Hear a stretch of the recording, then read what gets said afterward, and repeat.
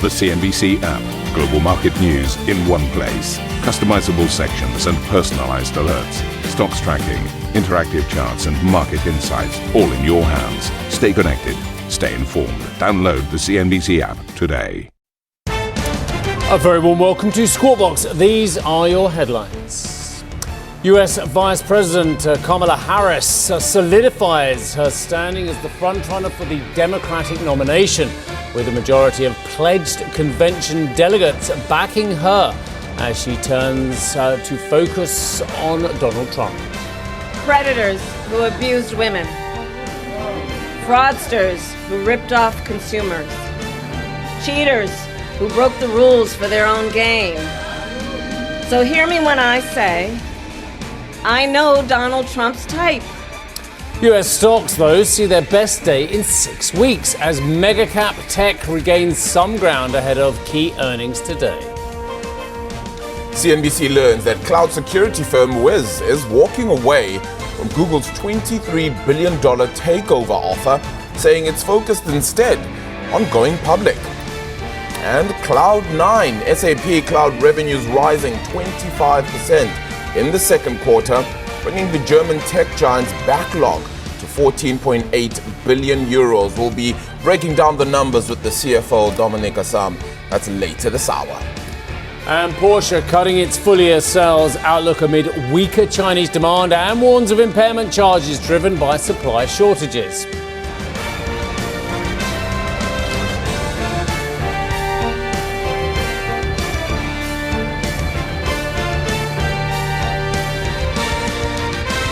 A very good morning to you. We've been pouring through the markets trying to find some reaction really to the seismic political events that we've been seeing out of Washington. And quite frankly, I think it is a stretch, and I've read so much copy. Yeah. It's a stretch, so to say, the market is moving here because of this. The market is doing this because actually the numbers that Trump has at the moment over Harris, formerly Biden, and we don't know that Harris is the candidate to face him yet, but we think that is going to be the case. They haven't changed very much at all. They may have narrowed slightly as well. So for those amazing journalists out there who are saying, or strategists who are saying, it is moving because of this political event, I think that is an enormous stretch. So whilst the politics is extraordinary, I would say the market reaction is very muted. And yet, having said that, the scribes are desperately trying to find something in the market moves. It's very wait and see, isn't it, at this point? Because you're trying to ultimately assimilate and find out where exactly are things going. One, you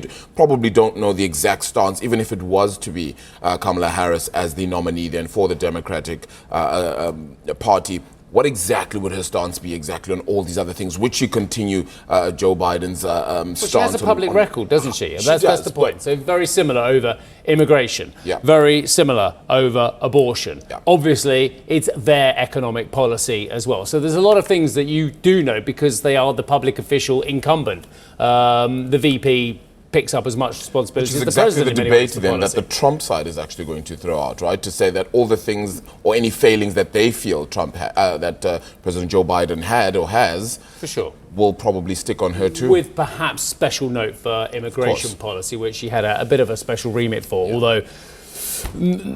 it'd be very interesting to see how Trump and Vance carry on their assault on Harris. Anyway, Vice President Kamala Harris has secured the backing of a majority of pledged Democratic convention delegates, cementing her position as the key frontrunner for the Democratic presidential nomination. NBC News estimates that Harris has the endorsement of 2,161 delegates, above the 1,976 required to win the first round of voting.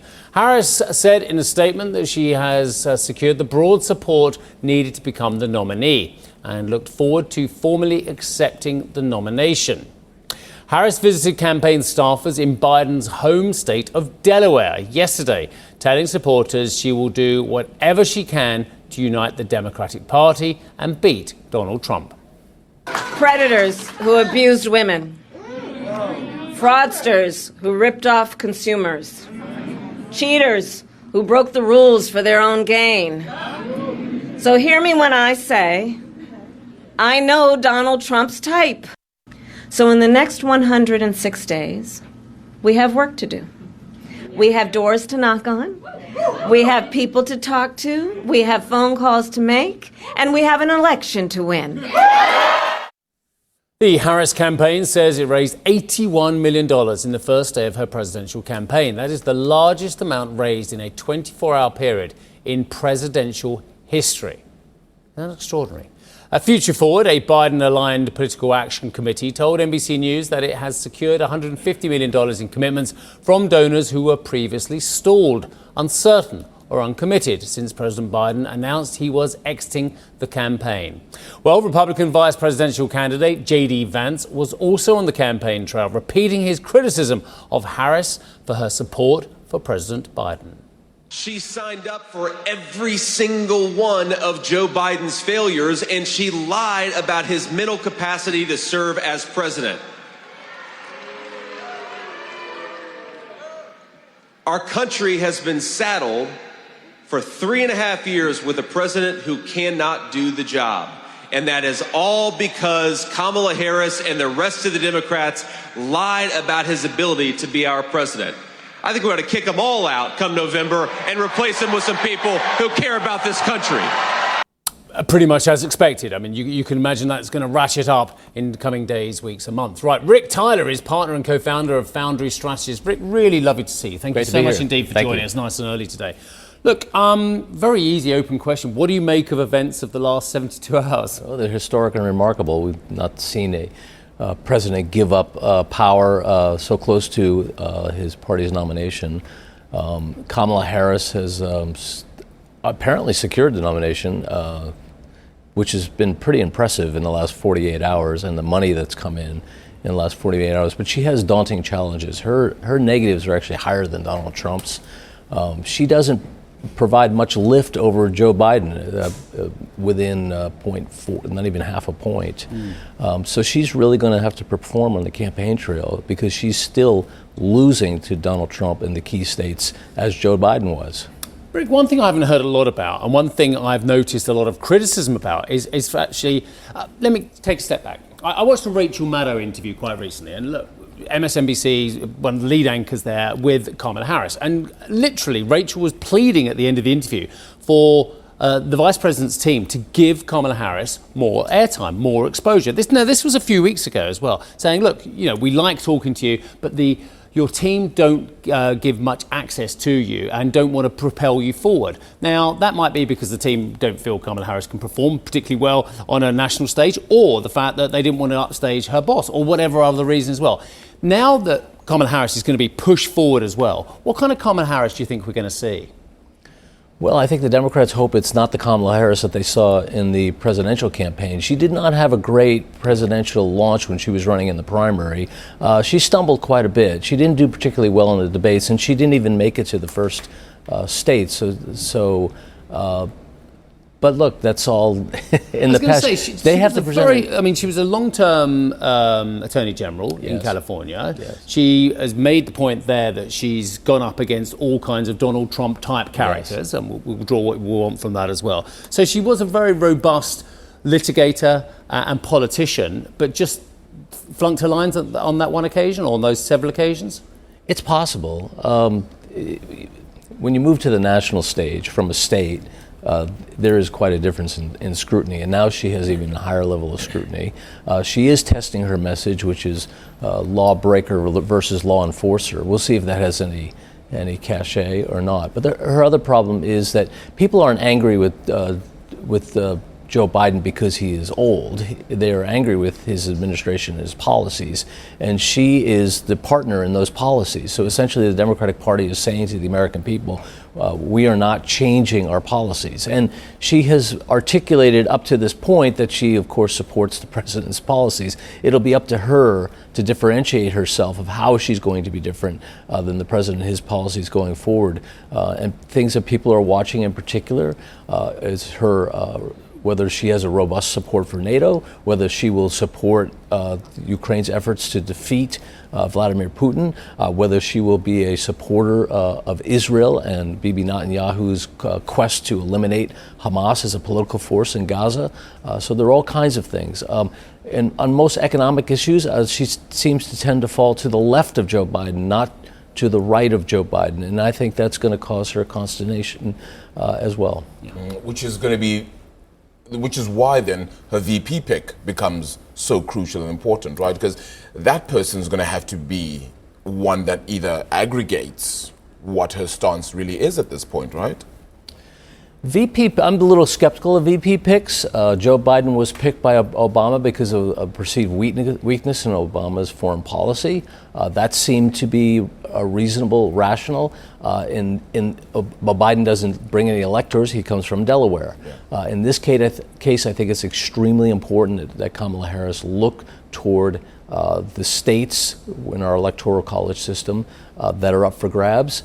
So I think a smart pick would be someone like Josh Shapiro, who's the governor of Pennsylvania, which is in play, or Mark Kelly, senator from the state of Arizona, which is also in play. So I think those will be important. That would be an important. It doesn't hurt as well to have the kind of funding that has now come through with that, $81 million just in the first day of her presidential campaign. Can that help in any way? I mean, because this is beyond just policy sometimes. It's also about personalities, and maybe that can propel personality somewhat. Look, money can shape image. That's that's true, and you've seen the one PAC got $150 million. They've already reserved $250 or $250 million in airtime. She's raised $81 million over the last 48 hours. I was here in the UK recently looking at some of the funding that the candidates here received, and this is by these standards. These are even by U.S. standards. These are extraordinary amounts of money. Money won't do everything. There's a limit to how much money how much airtime you can buy in the swing states to make a difference. So she's really going to have to focus on her message. She's going to have to perform like she's never performed before. Sorry, go. please. No, please. No, Rick. By your own admission, you're philosophically conservative leaning, and it says here in the Thatcher-Reagan tradition. I'd love to chat about Thatcher-Reagan, but we can't do that. But you were also Ted Cruz's campaign national spokesperson as well. Mm-hmm. So it's fair to say you come from the right of the US political establishment as well. Is Kamala Harris the candidate who Republicans would fear most facing, or actually have the Democrats missed an opportunity of putting a stronger candidate up against Donald Trump? I think there would be a stronger candidate, but I don't think it may not be practical. So a Gavin Newsom, a Gretchen Whitmer. I don't think either one of them would have been stronger against Donald Trump, because remember, 60 to 70% of the people polled have said they would like to see any other choice besides Biden and Trump. Mm-hmm. And the question is, does Kamala Harris fulfill that? And I think someone outside of the administration would have been a better pick in terms of, yes, that person fulfills that. I don't want to vote for them, but I would consider voting for someone else. Donald Trump is not a conservative, in my view. That's why the qualifier Reagan-Thatcher conservative. Yeah. And I think there are still a lot of Republicans who adhere to the Reagan-Thatcher conservative viewpoint. And so they may be open to not having Donald Trump serve. I was just going to ask you that as well. At the Republican National Congress convention, there was no Cheney, no Bush, no Romney. And there are a lot of Republicans who are just how can I put it, disgruntled Republicans. They're called rhinos by their detractors as well. But there are a lot of Republicans who just can't stand Donald Trump, who would actually potentially switch allegiances because of Donald Trump. I don't know if it's an allegiance. I think many people are coming out to vote against somebody in this cycle, which is unfortunate. That they both will have their supporters, but many people are going to vote against Donald Trump, and many people are going to vote against Kamala Harris and not for Trump. It remains to be seen. I think it's going to be a very close election, and we're deciding on two futures. Yeah, it's I don't want to make any more predictions with Donald Trump because I've not done very well with those. He is the most extraordinary politician of our age. I think we can all agree on that.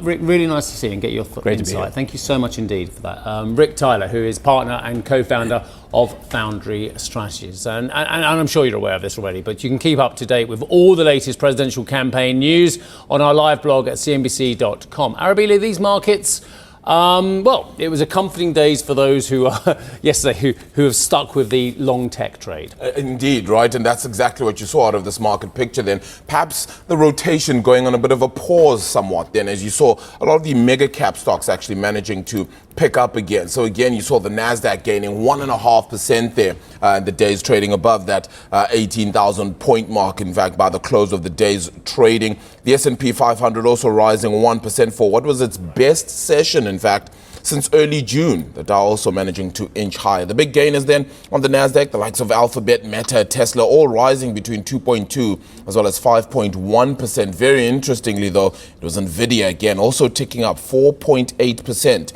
That company actually reporting that it is working on AI chips for the China market. So that'll be interesting to look at on a sector basis. Indeed, tech leading on the up there. But there was also a bit of a gain as well for the Russell 2000 then. This is one that we have been watching out for as well, just with regards to where things might go if this great rotation is certainly in play.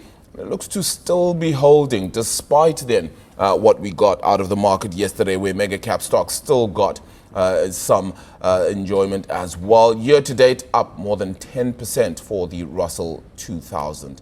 Onto the US futures then. Well, the S&P, let's take a look at the currencies rather, should we start there, where you're seeing some perhaps more flattish stance then for euro, dollar and sterling at this point. Of course, political risks have certainly been in play across both of those. Some easing now, 129.24 for sterling. Dollar yen then 156.42 there. Seeing a bit of weakness then for the dollar against the Japanese currency on that front as well. Then the greenback pulling back a little bit on that front, while yuan there following, of course, that interest rate move yesterday from the Central Bank of China. Onto your treasuries then very quickly here. Some analysts suggesting then that treasuries perhaps unwound a little bit of the trades that were put in place on the expectation of a second Trump presidency after Joe Biden's exit then from the presidential race, that is. The 10-year yield then going down, as you can tell there, nearly 2 basis points to 4.24 right now. The 30-year at 4.45. On to those US futures now, which are sitting across the flat line, slightly negative thus far. Traders readying themselves then for more earnings reports from major companies. You have the likes of Alphabet and even Tesla said to report their numbers before the close of trade then today, or rather after the closing bell, should I say, in the US today. Investors have been rotating into smaller cap names. Does that hold as well later on? Coming up on the show, Porsche slamming on the brakes then. Supply shortages hitting the luxury car maker. And later, Tesla and Alphabet, as I said, their earnings are on the deck in US today. We'll look at what to expect from the first big tech names to report this quarter. And from earnings to macro and geopolitics, we'll be discussing all the market action then with Daniela Antonucci, the CIO at Quintet Private Bank. That's at 8:30 CET.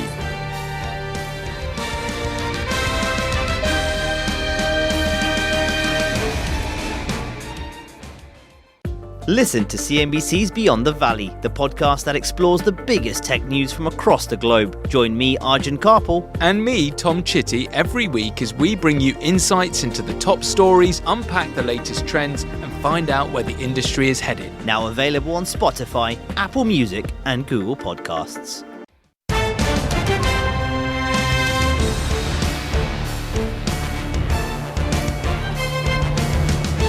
Shares in toy maker Mattel closed more than 15% higher on Monday. That comes after a Reuters report that it has received a takeover approach from private equity group L. Catterton. It said the move could trigger other potential suitors to consider making their own efforts, particularly rival Hasbro. Mattel said it is confident in its path as a standalone business. Also, cloud security firm Wiz has pulled the plug on a $23 billion acquisition offer from Google, saying it will instead push ahead with plans to go public.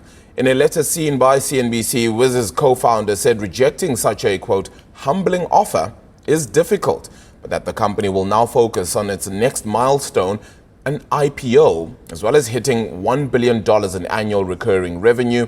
The deal would have been Google's largest startup acquisition to date. I'll ask Arjun about that in a few moments' time if he's ready for that one as well. He's nodding away. Good. Okay. I haven't introduced you yet. I don't know why they took your shot. How are you? Good morning, Good. Steve. I'll just do a quick read and I'll get to you. It's a bumper day for tech earnings out of the United States. Tesla margins are expected to hit their lowest levels in more than 5 years in the second quarter as price cuts and financial incentives continue to squeeze. Meanwhile, it's set to be a rosier quarter for Alphabet. Google's parent company is expected to post double-digit growth in the second quarter, benefiting from growing AI demand and a strong ad market. Did I mention Arjun was on set?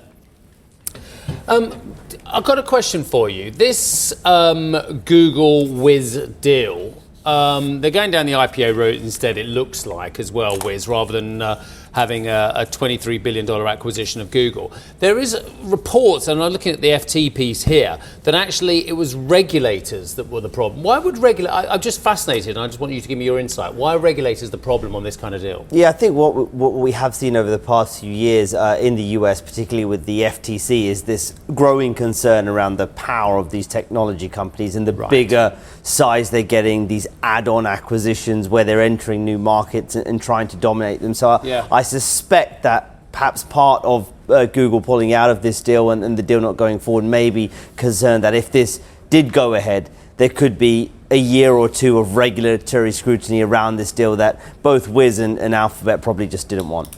Yeah, it's a bit, I mean, look, I'm not anti these companies, but that's a fair comment, isn't it? That you get a company coming up the rails, 5, 10, 15, $20 billion companies kind of thing, and the behemoths out there, there's 6 or 7 names, they just, I mean, how many companies is NVIDIA invested in? It's hundreds, a lot, isn't it? yeah. Hundreds and hundreds. And Google has made cybersecurity acquisitions in the past. They bought a company called Mandiant as well. So this isn't a sort of new area they're going in, which perhaps if it was the first cyber deal of its kind, perhaps the regulators would have looked maybe more favourably on it because it's something that they haven't have an area they've been in before. I've just ruined this hit apparently by asking you about that. You've got to look at the tech earnings. I'm going to look at the tech earnings. You've got about 5 seconds. Well, Alphabet's part of that as well. I think the market's going to be looking closely at the Alphabet in terms of, I think, 2 things. How are their AI investments paying off, and as it relates to growth in the cloud, and the ad market, we've seen sort of reports over the past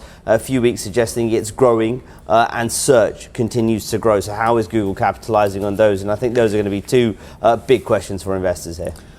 Quick word on Tesla as well. It seems to me that you buy on hope on Tesla, but you don't necessarily sell on reality. But it's going to be a tough quarter, yeah? Margin pressure. That's going to be the continued theme. Thank you for listening to Squawk Box Europe Express. For more market-moving news, you can head to CNBC.com. Or join us again on the show with Steve Sedgwick, Karen Cho, and myself, Arabile Kumete, weekdays on CNBC.